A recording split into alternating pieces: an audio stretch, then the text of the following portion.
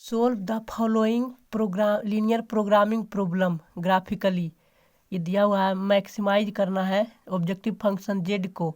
Z equals to 15x plus 15y subjected to constant 5x plus y less than और equals to 100। और दूसरा कॉन्स्टेंट दिया हुआ है x plus y less than और इक्वल्स टू 60। और जो x ग्रेटर देन और equals to 0 y greater than और इक्वल्स टू 0 जो है ये क्या रेस्ट्रिक्शन है। ठीक, अब हम इस दोनों इक्वेशन का जो कॉन्स्टेंट है उसका ग्राफ बनाएंगे, क्योंकि स्ट्रेट लाइन ग्राफ बनेगा। तो हम पहले इसका ग्राफ बनाते हैं। ठीक, तो ग्राफ बनाने के लिए पहले 2 पॉइंट निकालना पड़ेगा इसको सोल्व करके। तो पहले इसे हम सोल्व कर रहे हैं 5x प्लस वाई और इक्वालिटी होल्ड करके समीकरण को सोल्व करेंगे बराबर 100। तो जब हम इसमें x बराबर 0 पुट कर रहे हैं, x बराबर जब 0 पुट करेंगे तो ये 0 हो जाएगा, तो y बराबर कितना हो जाएगा 100। तो मेरा एक पॉइंट आ जाएगा 0,100। ठीक, ये पॉइंट A1 नाम दे दिए। अब हम क्या करते हैं, एक बार अब y बराबर 0 पुट करते हैं। जब y बराबर 0 पुट करेंगे तो x बराबर कितना हो जाएगा, 5 से भाग देंगे 100 को, तो 5 से तो 20 हो जाएगा, तो x बराबर 20 आ गया। तो क्या हो जाएगा 20,0। ये दूसरा पॉइंट आ गया। ठीक, अब हम क्या करते हैं, इस लाइन को ड्रॉ करते हैं। ठीक, इस लाइन को ड्रॉ करते हैं। मानते हैं 1 है, 2 है, 3 है, 4 है, ये 5 है, ये 6 है। और इधर बाई एक्सिस पर 1 है, 2 है, ये 3, 4 इसी तरह लिखते हैं, 5, 6, ये 7। ठीक, तो हम कहीं मान लेते हैं कि 20,0 थोड़ा ये पॉइंट है। ठीक, 20,0 ये पॉइंट है B1, 20,0। और ये क्या है, A1 बराबर क्या दिया हुआ है 0,100। तो मान लेते हैं कि कहीं यहाँ पर है 0,100, 0,100, ये पॉइंट A1 हो गया। ठीक, तो अब हम इस दोनों लाइन को, इस दोनों पॉइंट को जब मिलाएंगे तो एक स्ट्रेट लाइन बन जाएगा, जिसका ग्राफ हम ये दिया हुआ 5x plus y equals to 100। ठीक, ये लाइन हो गया।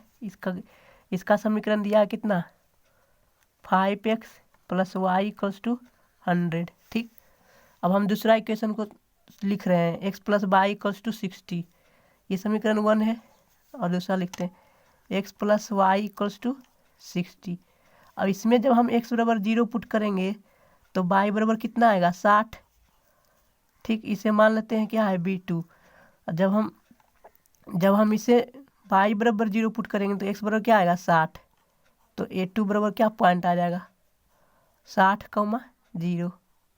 ठीक, तो अब हम इस स्ट्रेट लाइन को दोनों पॉइंट प्लॉट करके ड्रॉ करते हैं।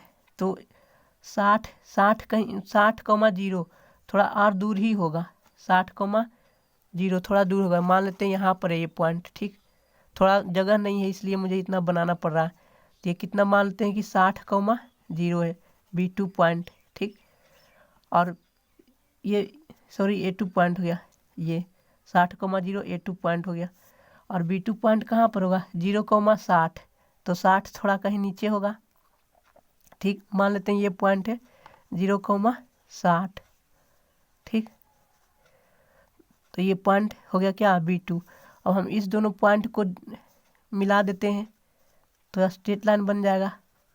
ठीक, और ये पॉइंट ऑफ इंटरसेक्शन हो गया P, जिसका हम कोऑर्डिनेट निकालेंगे कब, कैसे, इस लाइन का समीकरण और इस लाइन का समीकरण को सोल्व करके। ठीक, तो हम निकाल सकते हैं। तो मेरा रिक्वायर्ड रीजन क्या होगा, रिक्वायर्ड रीजन निकालने के लिए ये इक्वालिटी होल्ड करना चाहिए लेस देन और इक्वल टू 0।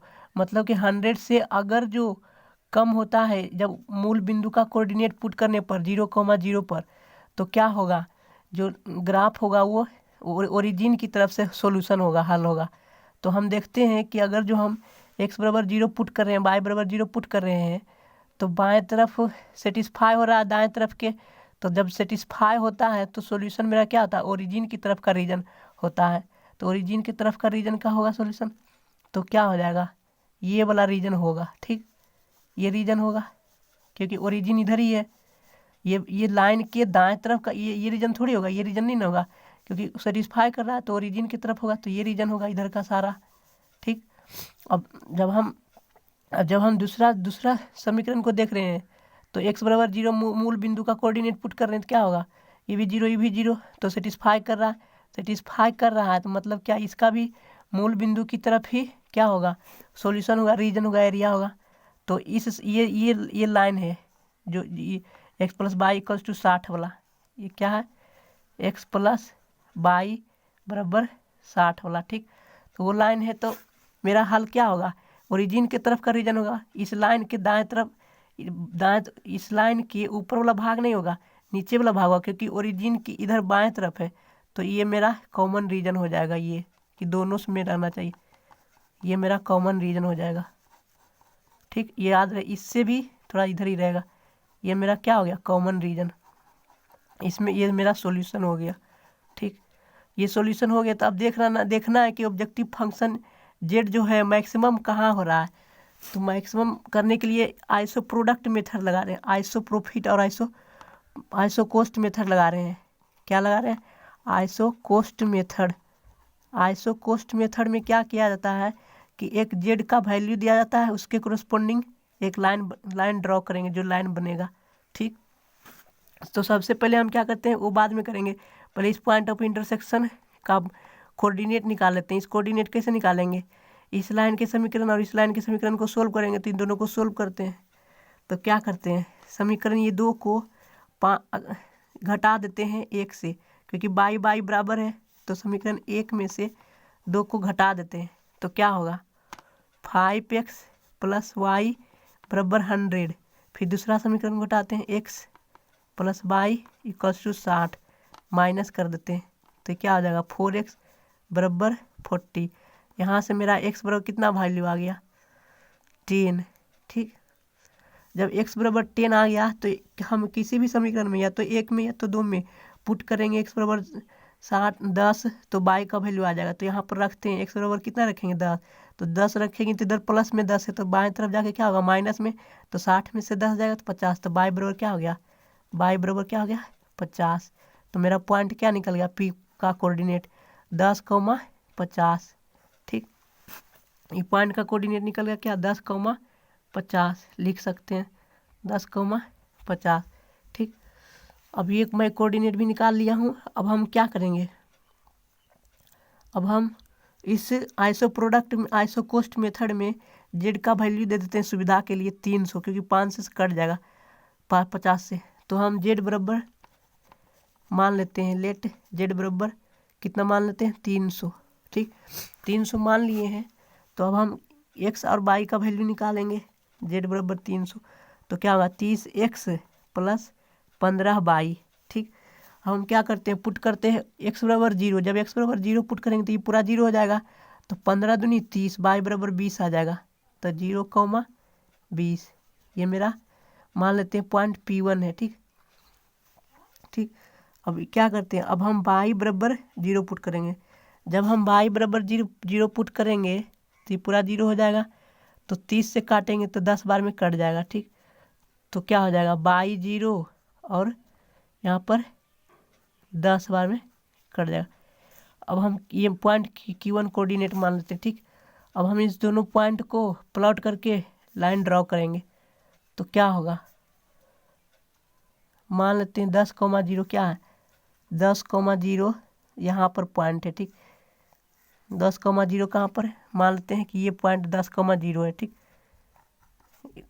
एक ग्राफ पेपर आता है उसमें बनाया जाता है 10,0। ठीक, ये पॉइंट क्या है, Q1 है। ठीक, अब हम 0,20 प्लॉट करते हैं, 0,20 का थोड़ा नीचे होगा, तो यहाँ पर मान लेते हैं ये 0,20 है। ठीक, तो इस दोनों को ज्वाइन करेंगे तो डॉटेड लाइन से ड्रॉ करेंगे ऑब्जेक्टिव फंक्शन को, क्या होगा, ये Z1 लाइन हो गया। ठीक, ये लाइन ऑब्जेक्टिव फंक्शन का बन गया। अब हम क्या करते हैं, मैक्सिमाइज करना है, तो इसी तरह के पैरेलल लाइन क्या करेंगे, ओरिजिन से दूर, सबसे दूर खींचेंगे ताकि क्या हो, ये जो ऑब्जेक्टिव फंक्शन है वो मैक्सिमाइज हो जाए। तो इसी तरह से एक लाइन और खींच सकते हैं, कहाँ, इस तरह से डॉटेड लाइन, और तब तक खींचेंगे जब तक कि ये मैक्सिमम वैल्यू तक नहीं आ जाए। एक जो कॉमन रीजन है उसका एटलीस्ट 1 पॉइंट पर कट करना चाहिए। अब फिर ड्रॉ कर रहे हैं इस तरह से, तो हम देख रहे हैं कि एक ऐसा भी लाइन होगा जो इस पॉइंट से पास करेगा, ठीक। इस लाइन से जब पास करेगा तो वो क्या होगा, मैक्सिमम वैल्यू देगा। तो मैक्सिमम वैल्यू मतलब 10,50 पर देगा। कहाँ पर, 10,50 पर। तो हम अब निकाल लेते हैं मैक्सिमम वैल्यू क्या होगा। मैक्सिमाइज मैंने मैक्सिमम वैल्यू क्या होगा, जेड बराबर कितना रखा, जेड बराबर निकाल लेंगे। पहले क्या ऑब्जेक्टिव फंक्शन क्या दिया हुआ है, ये 30x प्लस 15y, तो हम यहाँ पर रखते हैं, ठीक। सॉरी, ये दिया हुआ है कितना, 50x प्लस 15y, ये जितना दिया हुआ है 50x प्लस 15y, तो क्या होगा आंसर, 50 गुना किस पॉइंट पे निकालना है, 10,50 पर ना, 10,50 पर निकालना है। तो यहाँ पर 10 रखेंगे, अब बाई बराबर 50 रखेंगे, तो जो आएगा वो मैक्सिमम वैल्यू हो जाएगा। तो यहाँ से कितना हो गया 500, और इधर से कितना हो जाएगा 15×5 = 75, 750, तो टोटल कितना हो गया 1250। ये मैक्सिमम वैल्यू हो गया, मैक्सिमम वैल्यू। इस तरह से सोल्व किया जाता है। ये क्या हो गया, आंसर हो गया।